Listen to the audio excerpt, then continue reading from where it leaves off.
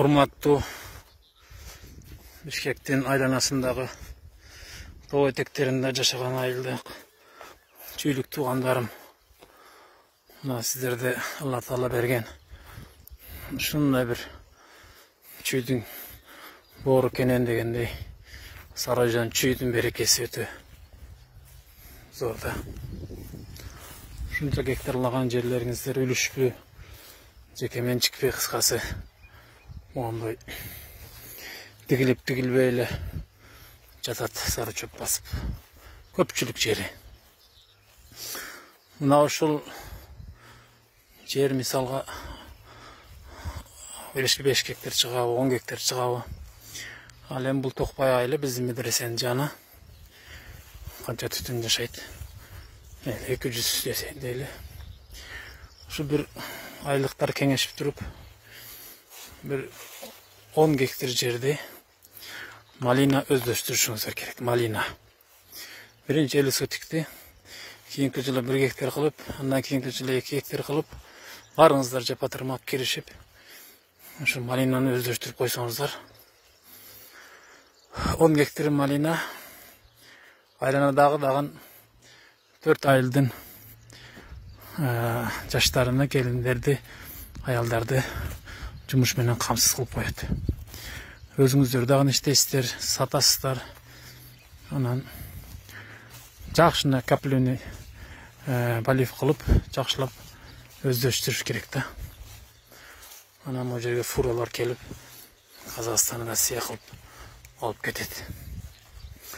Бир тоңдуруп кое турган бир малинаны тоңдурчу бир морозилка куруш керек. 100 тонналык. Ал жака тоңдуруп туруп эле тоңгомойдон алып кетет. 1 жылга чейин сактайт. Барып аны тиги тортко жана башка эмелерге иштетет. Мына ушунча жер. Караңыз. Эми бул бир айылдын ичи, тоо менен эменин ортосу. Могу жакта Токпайдан нары тиги машина базарга чейин канча жер бар. Сокулук району эле бул бир чети. Могу жерге баралычы азыр. Энекен. Малина окшойт.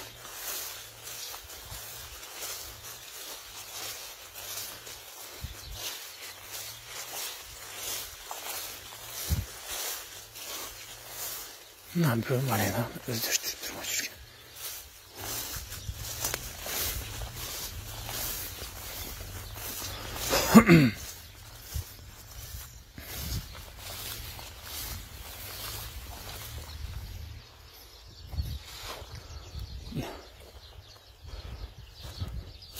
Ушул адам мени байыт.